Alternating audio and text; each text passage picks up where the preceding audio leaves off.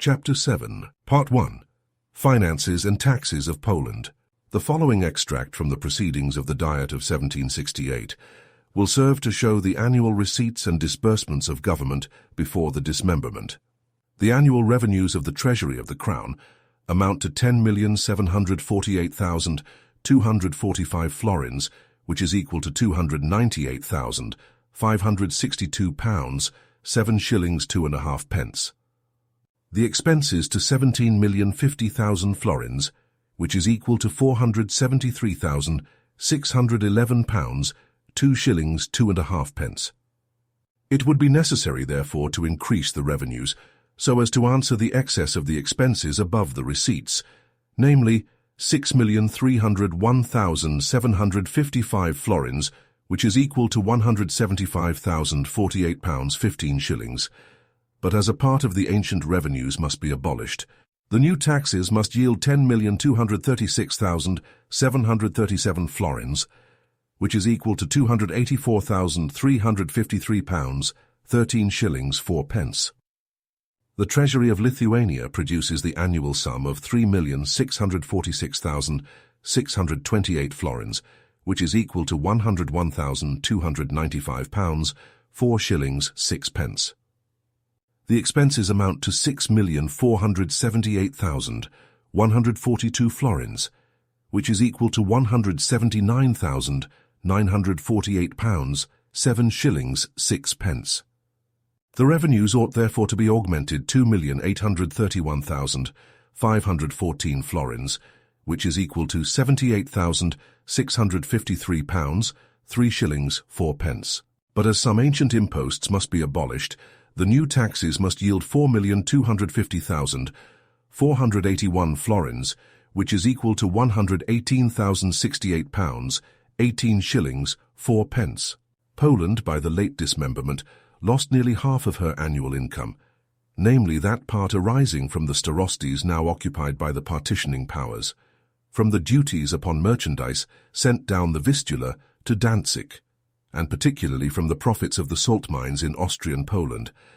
Those of Wilicka alone amounted to 3,500,000 Polish florins, or £97,222 sterling, which was nearly equal to a fourth part of the government revenues before the partition.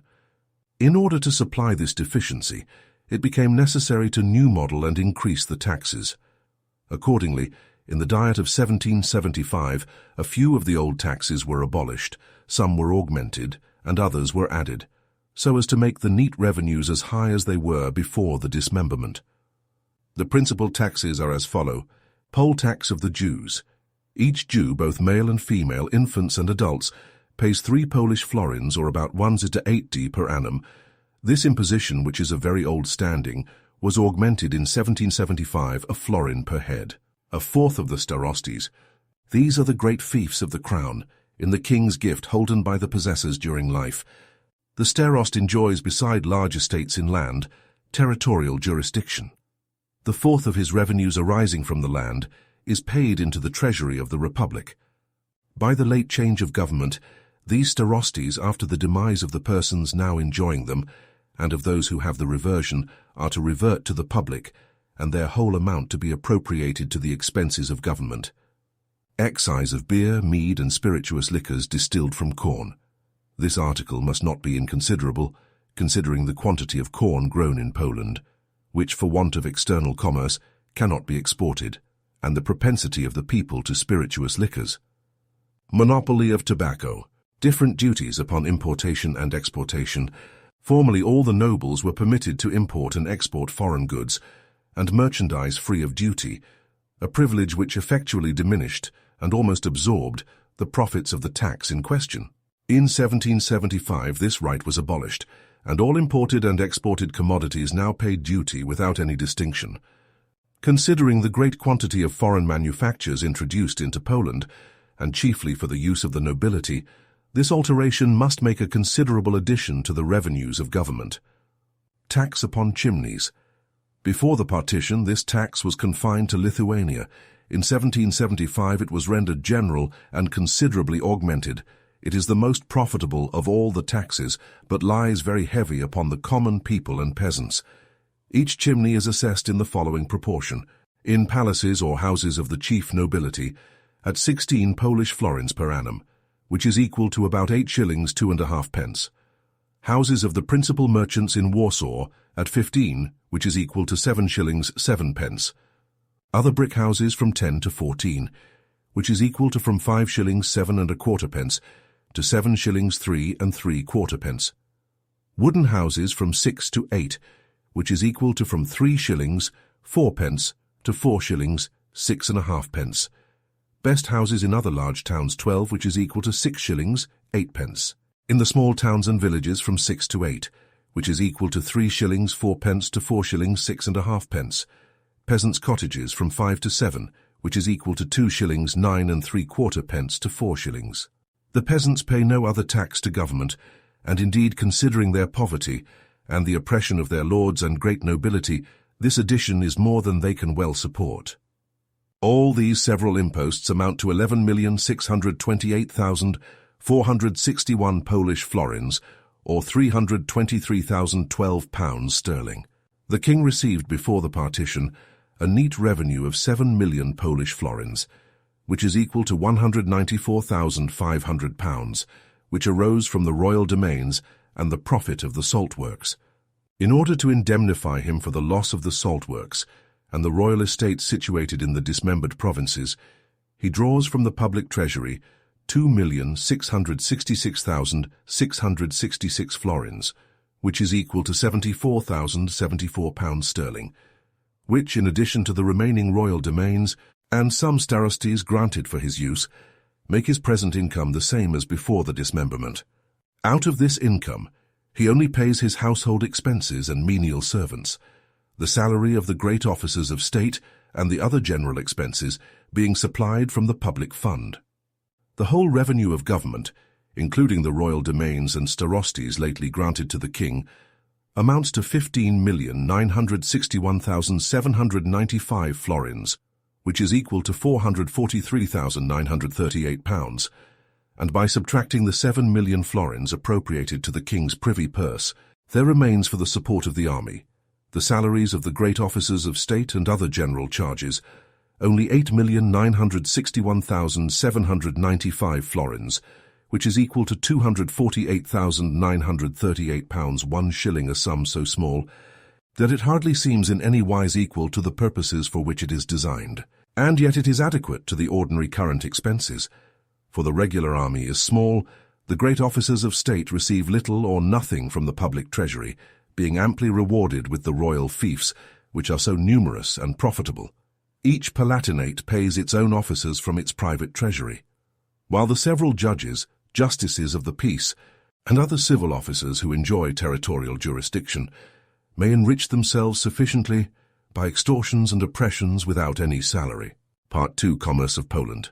Poland contains several navigable rivers, which flow through its dominions in all directions, and convey its exports to the havens of the Baltic. By means of the Vistula, and the rivers falling into it, the productions of the palatinates of Krakow, Lublin, and Masovia are sent to Thorn, and from thence to Danzig and Königsberg. By the Niemen, the commodities of Lithuania are transported to Memel, and by the Duna, those of eastern Lithuania and White Russia, to Riga. The chief exports of Poland are all species of grain, hemp, flax, cattle, masts, planks, timber for shipbuilding, pitch and tar, honey, wax, tallow, potash, and leather.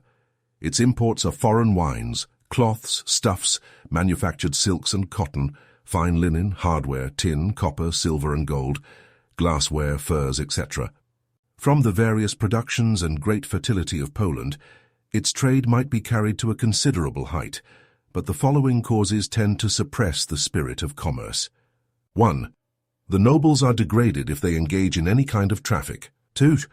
The burghers of the large towns are not sufficiently rich to establish any manufactures, and either through want of industry or through dread of excessive extortions from the principal nobility, leave almost all the retail trade in the hands of foreigners and Jews. The inhabitants of the small towns, who are exposed to greater oppressions, are still more disqualified from pursuing any branch of commerce. 3. The peasants, being slaves and the property of their master, cannot retire from the place of their nativity without his consent. John Albert, observing that commerce could never flourish while this restriction subsisted, enacted that one peasant in a family should be permitted to quit his village either for the purpose of trade or literature. But the clause by which they were enjoined to obtain the consent of the lord frustrated the purpose of this excellent law and rendered it nugatory. As the Poles are obliged to draw from foreign countries the greatest part of the manufactured goods necessary for their interior consumption, the specie which is exported exceeds the imported more than 20 million Polish florins, which is equal to £555,555 sterling.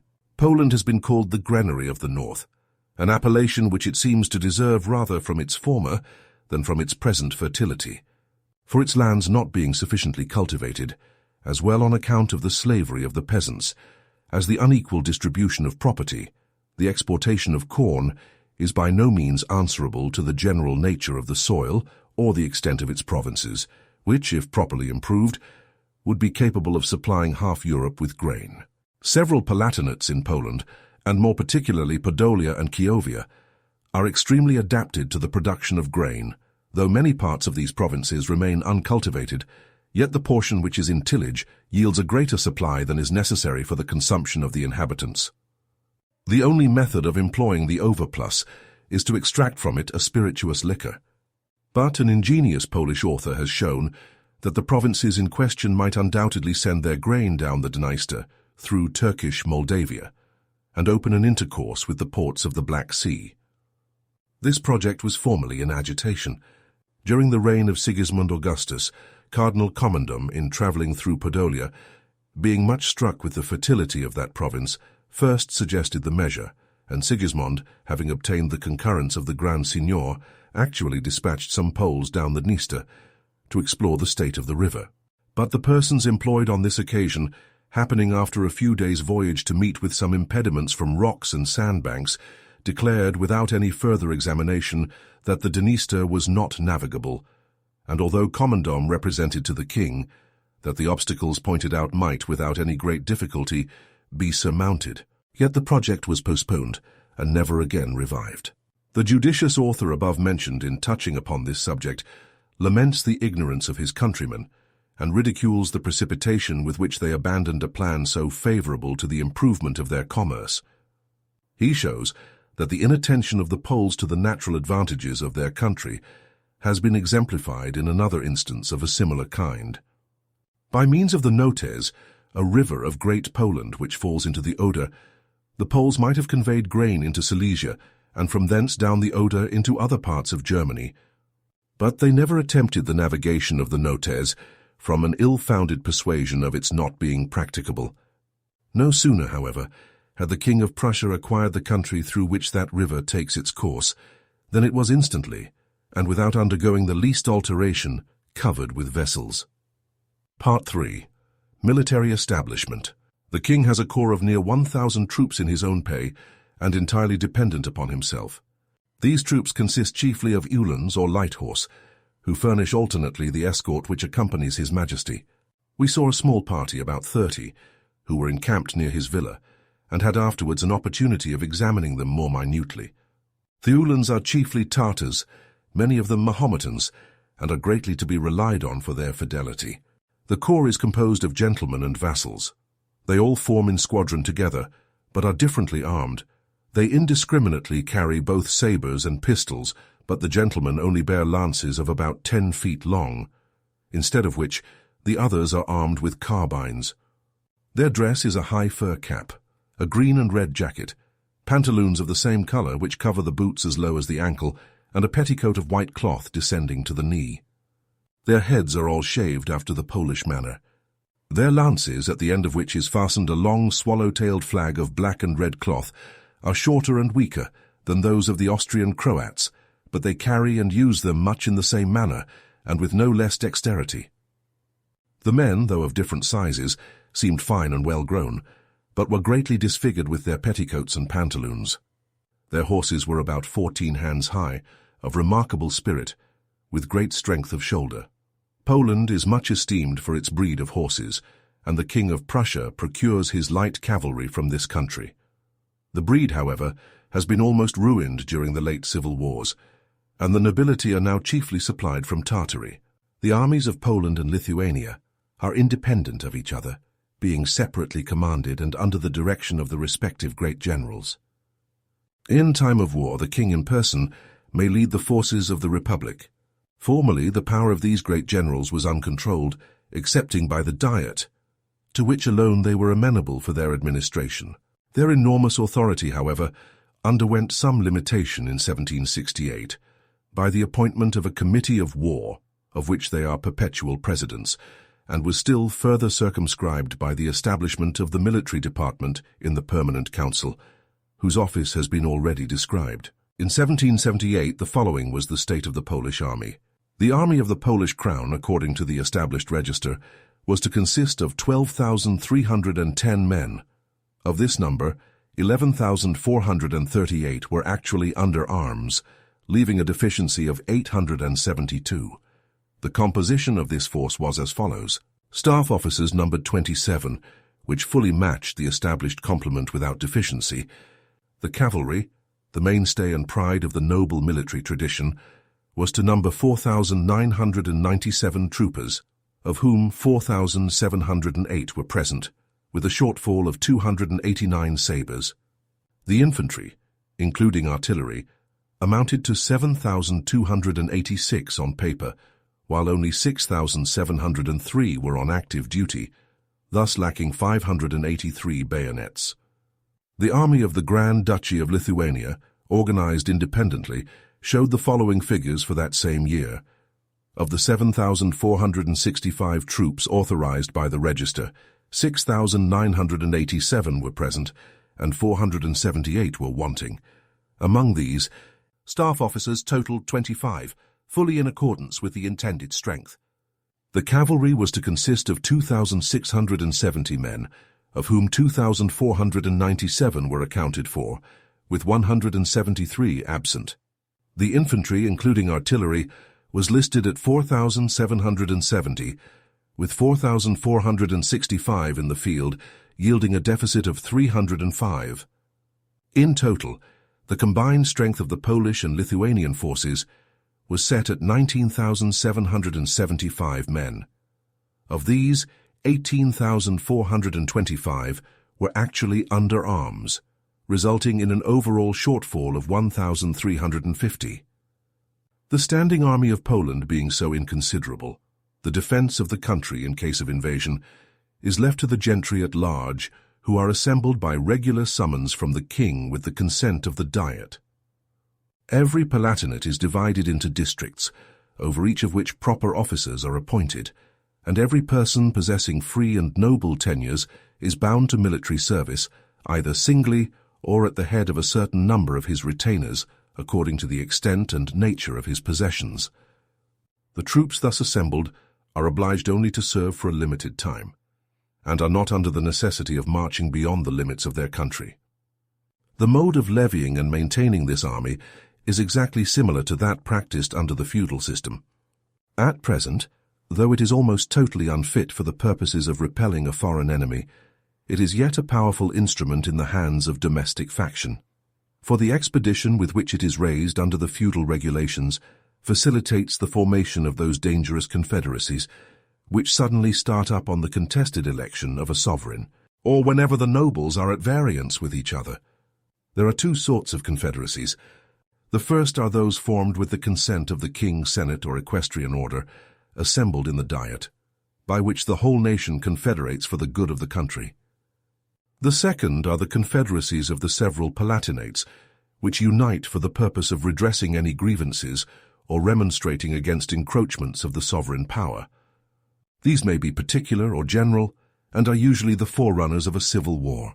The general confederacy, which is always in opposition to the king, is called rokos, and is formed by the union of the particular confederacies. As every Polish gentleman has a right to maintain as many troops as he chooses, it may easily be conceived that each palatinate is the scene of occasional disputes and petty contentions between the principal nobles, and sometimes even between their respective retainers. In such a dreadful state of anarchy, it is a wonder that the whole kingdom is not a perpetual scene of endless commotions, and that the nation is composed of anything else but lawless banditti. It redounds therefore greatly to the honor of the natural disposition of the Poles that amid all these incentives to confusion, a much greater degree of tranquility than could be well expected is maintained. The Russian troops have been so long quartered in this country that they may almost be considered as forming part of the national army. The whole kingdom is entirely under the protection, or in other words, under the power of Russia, who rules over it with the same unbounded authority as over one of its own provinces. The king is in effect little more than a viceroy, while the Russian ambassador has the real sovereignty and regulates all the affairs of the kingdom according to the direction of his court. The empress maintains within the country about 10,000 soldiers. Every garrison is composed of Russian and native troops. 1,000 of the former are stationed at Warsaw, and each gate of the town is guarded by a Russian and Polish sentinel. In a word, the Russian troops hold the nobles in subjection, and for the present prevent internal feuds and commotions. But when Poland, if ever that event should happen, shall be again left to herself, the same fury of contending parties, now smothered but not annihilated, will probably break out with redoubled fury, and again generate those disturbances which have long convulsed this unhappy kingdom. And to what a wretched state is that country reduced, which owes its tranquillity to the interposition of a foreign army.